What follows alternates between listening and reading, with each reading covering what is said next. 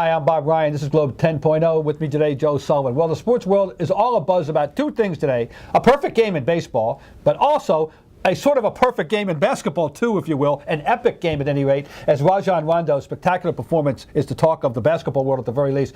29 points, 18 rebounds, 13 assists, which brings us to the question, Joe, has he become their best big game player? Well, certainly he was yesterday. And I think if it comes down to it, as we move along here to games 5, 6, 7 against Cleveland, which I believe is going to happen, when it comes down to it, if we're in Game 7 in Cleveland, Paul Pierce is going to be the best big game player for the Celtics. Rondo's been fantastic. I don't want to diminish anything he's done. I understand. But Pierce, when we really get down to the nitty gritty of a Game 7, it's Paul Pierce is going to be the. And you notice we're not talking about KG in this level anymore. KG has got a new role now. Yeah. He's a savvy veteran who has the range of skill.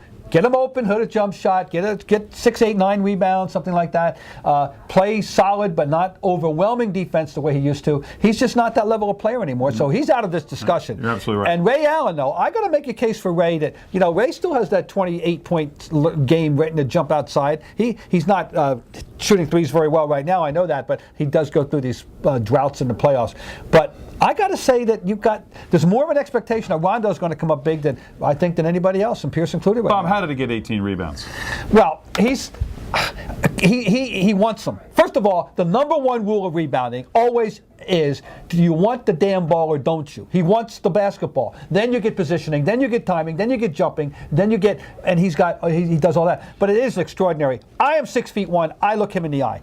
I don't think there's any fudging on this. This guy is no better than 6'1". To do what he does, it's phenomenal. As great as Rondo is, the Cavaliers should be absolutely ashamed that they let him get 18 rebounds.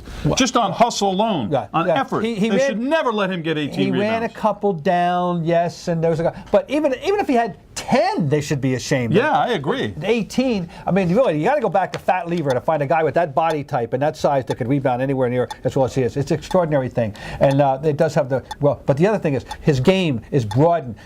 He can hit that mid-range jumper now. Yes, he can. Now he's not to the point where he's coming down and looking for it. But if you gave a great moment in the fourth quarter when he hit one, and Mark Jackson, who ought to know because he had the exact same problem, said, that you got to make it, you got to take it, and you got to make that shot. If you're Rondo, if he's going to make that shot, remember, Rondo is still, I'm going to use that phrase, you ready? A work in progress. He's not even 24. I mean, this guy's going to be sensational. Anyway, I'm saying yes right now. I have more faith he's going to come up big than anybody else on this team.